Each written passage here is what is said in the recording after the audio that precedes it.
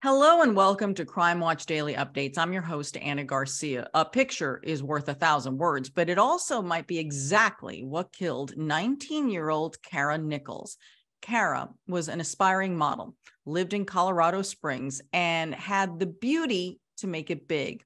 On October 9th of 2012, Kara called her brother Terry to inform him about a modeling gig that she had booked in Denver. He never heard back from her again, which worried him because the siblings were so close that they talked every day. Terry called Kara on October 10th, but her phone went straight to voicemail.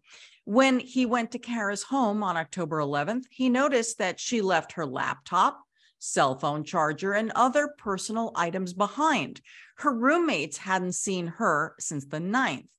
Her family became concerned and they reported her missing to the El Paso County Sheriff's Office on October 14th. The detective assigned to the case learned that in addition to modeling, Kara also worked as an escort and she advertised her services online.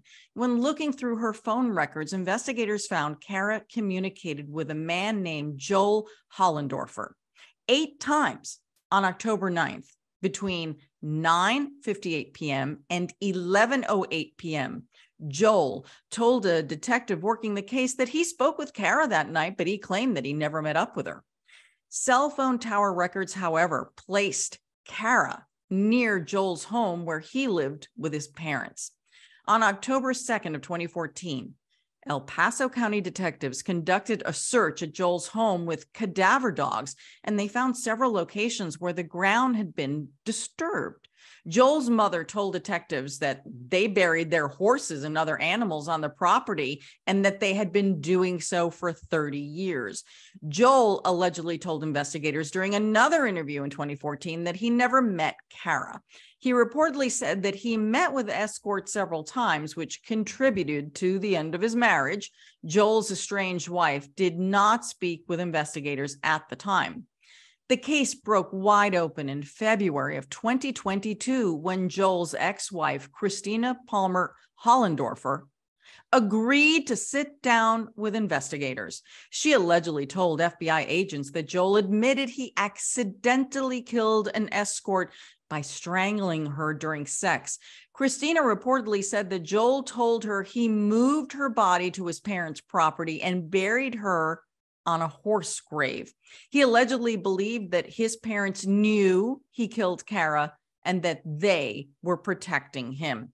Joel was arrested on February 7th of 2022 on an unrelated warrant and again told detectives that he never met Kara. Detectives reportedly pinpointed a potential burial area on Joel's family property, and they executed a search warrant. About 3 feet down, they found human remains wrapped inside 3 trash bags that had been wrapped with duct tape. The remains were positively identified as Kara, and the coroner confirmed the teen died of asphyxia due to strangulation and said her manner of death was homicide. Kara, who had a history of heroin use, also had the drug in her system. Joel has been charged with first-degree murder and is in custody without bond. Let's look back at the tragic case of a teen who remained missing until a crack in the mystery emerged nearly 10 years later. Leggy blonde lingerie model Kara Nichols had all the right moves to make her way in the world of fashion. The Colorado beauty with the hourglass figure and seductive smile told her family she was going on a fashion shoot in Denver, but she never made it there. No one heard from her again after that day. Cops say it wasn't a fashion shoot. It's my understanding at the beginning of the investigation that Kara was going to the Denver metro area for a photo shoot, but none of the information led to that being truthful. Kara's parents, Julia and Paul Nichols, rue the day their daughter signed up on Model Mayhem, a networking website that hooks up models with photographers. They want police to talk to the man who took these shots in Colorado Springs and anyone Kara may have met on the site. Maybe this was more alternative modeling, small-time website types of things.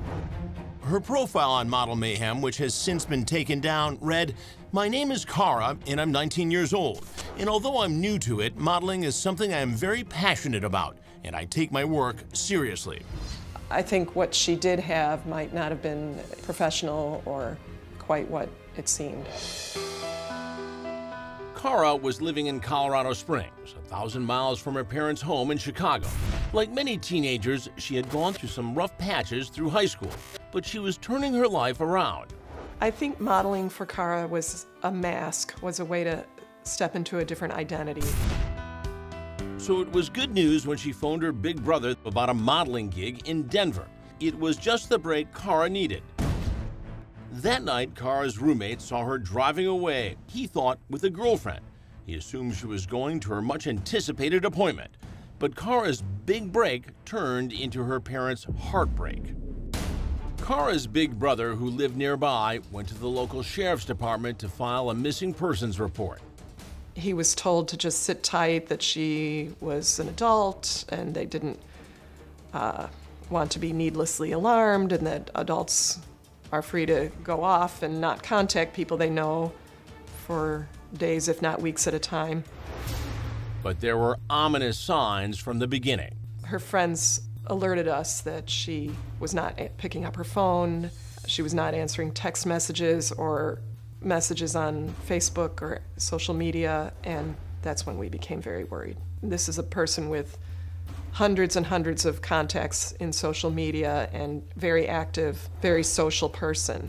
Very unusual behavior for Kara to not contact anyone for even one day, let alone many days. The silence was deafening. The last conversation I had with her, I remember trying to encourage her, if not beg her, to come back to us. I just remember wanting so badly to get her back. But knowing that she was 19 and wanted to strike out on her own, and she didn't want to be under her parents' thumb anymore, it had to be her decision. The family flew to Colorado Springs to search for her. In Kara's bedroom, the Nichols say there were clues something was terribly wrong. Her professional makeup case was still there, nearly $300, and her laptop. The Nichols believed Kara was in grave danger. They pressed the local cops. They began to suspect that something bad had happened. Time was of the essence. Fresh clues could go stale. El Paso County Sheriff Terry McKenna appealed to the public for help. We all know somebody out there knows something. They always do. And all we're asking is to tell us where we can find her or to contact us with what happened. Cops were on the case, or so it appeared, but Kara's family says that could not have been further from the truth.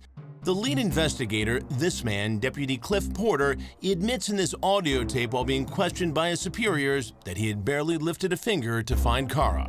I said, you know, maybe somebody would finally just say, look, this is a cold case, this girl's probably dead, we're going to work the leads, but we're going to shelve this thing, and we won't overreact every time Mr. Nichols comes in. The Nichols were outraged. I was very angry. It made me feel that they did not think my daughter was worth searching for, that she was beneath their efforts. And what is just as disturbing, in that same audio recording, Deputy Porter admits he dropped the ball, ignoring clues that could have been vital in the early stages of the investigation. I apologize. It's not going to be as good as if I had, you know, done it when all that stuff happened. While all that was going on, tips were pouring in to the Nichols Facebook page, and one made family members tremble in horror. A person who claimed to have seen Kara and claimed to have known that Kara was being trafficked, 2 men. This person urged us to drop everything immediately and go to Long Island and find our daughter and rescue her. The Nichols now feared their daughter was being held prisoner in a sex trafficking ring, but the police did not find her at the location. Nothing came of it. We don't know if it was a prank, we don't know if it was a scam, we just don't know. Detective Jeff Noor took over the case from Detective Sergeant Tammy Gugliotta. Noor doesn't believe Kara was going to a modeling shoot, but he's keeping a tight lid on their investigation until they're sure what happened to the Platinum Blonde. Really don't know that she's a victim. She's a missing person, whether she left on her own free will or if she was taken against her will. When you look at it is the possibility that there's foul play. As the layers of their precious daughter's life slowly peeled away, the Nichols found out that some of Kara's other modeling gigs were sometimes a cover for an escort service, even though Model Mayhem is a legitimate site for models. The police do everything that they can, but it's getting to be very, very difficult with sites that we see on the internet, whether it's a modeling site, Craigslist, all of them, and they hide behind the law. And so do the perpetrators, as we've seen in our case of Kara Nichols. The Nichols have sought outside help from the Women's Coalition Against Violence and Exploitation, a group that gets the word out and tracks social media on hundreds of missing person cases.